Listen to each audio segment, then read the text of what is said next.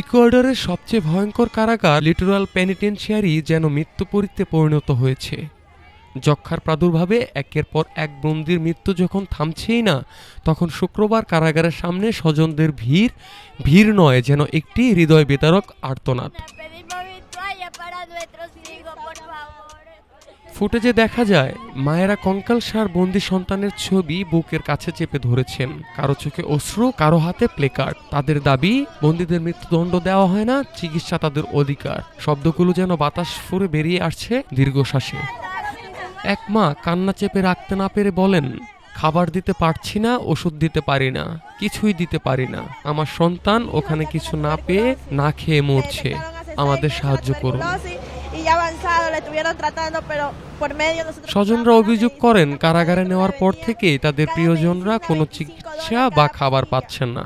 অনাহার, অপুষ্টি আর যক্ষ্মা মিলিয়ে বহু বন্দীকে মৃত্যুর মুখে ঠেলে দেওয়া হয়েছে।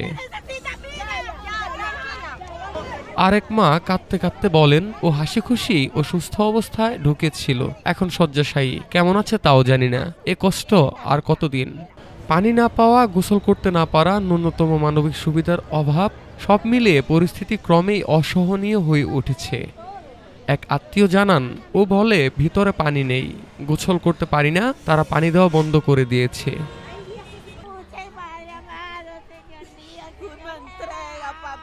সবচেয়ে হৃদয় বিদারক ছিল এক বোনের আরতি, যিনি প্রিয় ভাইয়ের খবর নিতে প্রতিদিন কারাগারের দরজায় ঘুরে ফিরছেন। আজকে এসে জানলো ও আর নেই।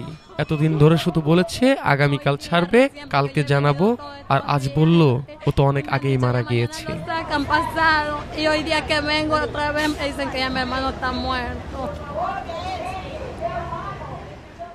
গোয়াকিল মানবাধিকার রক্ষা কমিটির হিসাব অনুযায়ী শুধু 2025 সালেই লিটোরালে 592 জন বন্দী মারা গিয়েছে, যা গত 4 বছরের কারাগার হত্যাকাণ্ডের সংখ্যাকেও ছাড়িয়ে গিয়েছে। জানুয়ারি থেকে সেপ্টেম্বর এই 9 মাসে মারা যাওয়া বন্দীদের প্রায় 8% মারা গিয়েছে যক্ষ্মা ও অপুষ্টির শিকার হয়ে।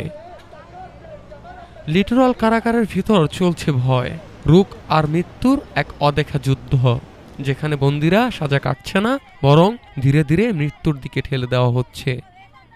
News desk, Dhaka today.